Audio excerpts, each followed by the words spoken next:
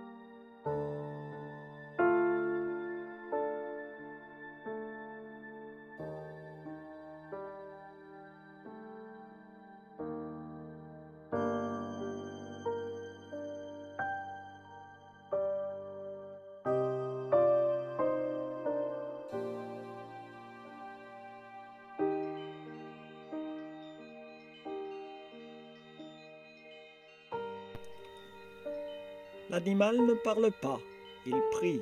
Son corps est un psaume. Chaque battement de pattes, chaque vol d'aile, chaque brame, chaque cri nocturne, tout cela est liturgie. Il n'a pas besoin de temple. La forêt est sa cathédrale, la plaine est un autel, et le vent est incantation. Il ne cherche pas le divin, il en est, il est avec, il est le divin, en une forme que nous ne savons plus reconnaître, car il ne triche pas avec l'ordre du monde, il est, c'est tout, et cela suffit pour toucher le sacré.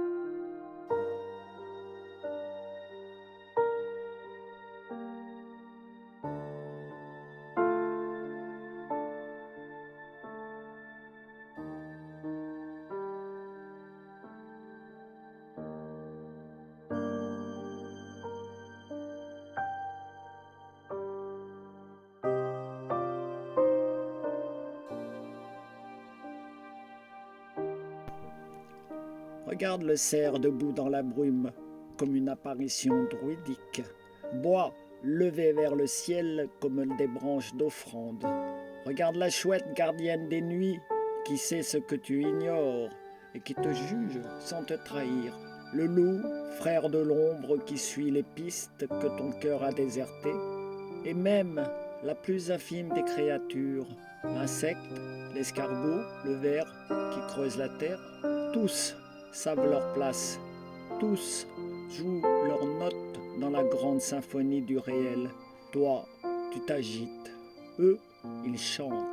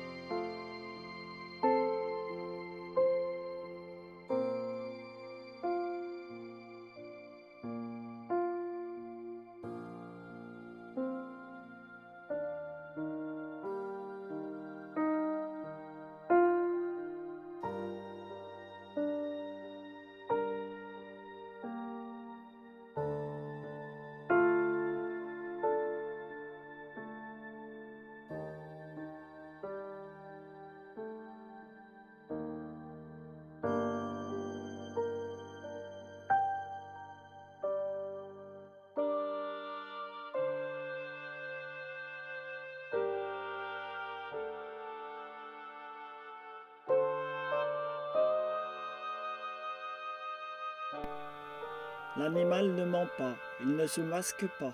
Sa cruauté, quand elle est là, est franche et sa tendresse sans calcul.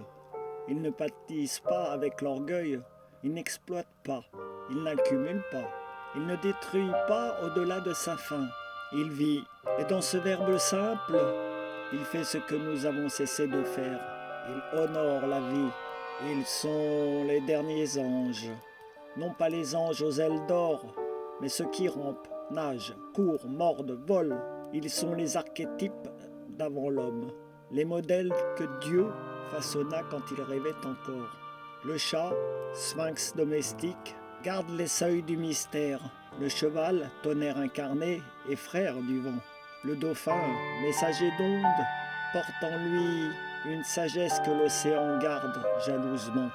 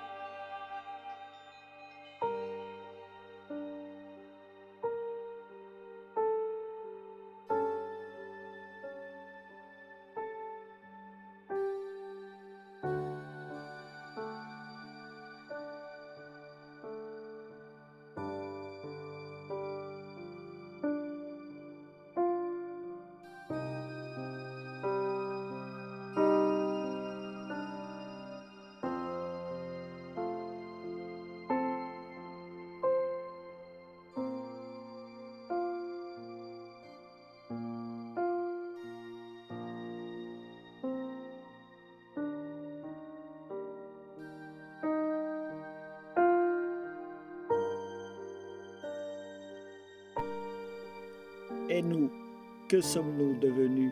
Dévêtus de notre humilité, nous avons prétendu au sommet, mais ce sommet est sec, vide, coupé de la source. Nous avons voulu dominer ce qui n'était là que pour nous rappeler à la justesse. Nous avons souillé les autels vivants, abattu les totems, réduit les bêtes à des nombres, des poids, des profits. Et pourtant, malgré nos coups, nos pièges, nos cages, ils survivent, ils endurent, ils veillent.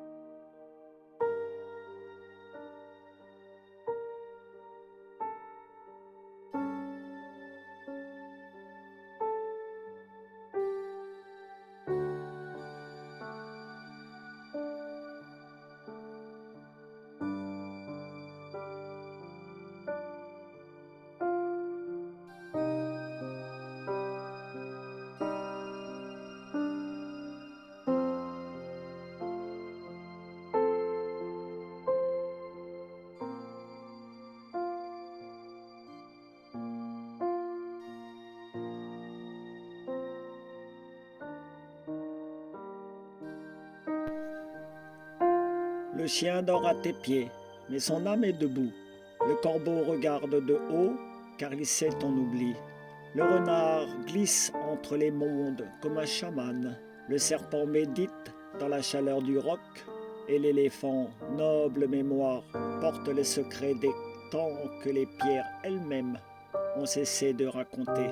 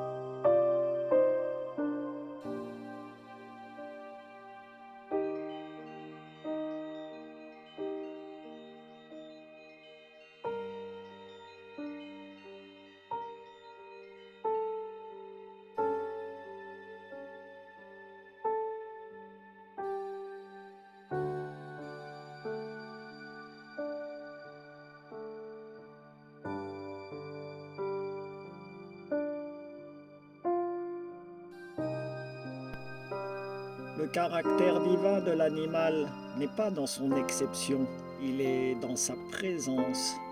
Il n'a pas besoin de miracle pour prouver son caractère divin. Il est le miracle. Un être qui vit en un lien direct avec l'origine, sans honte, sans vanité, sans fracture. Une prière incarnée, un Dieu sans ego.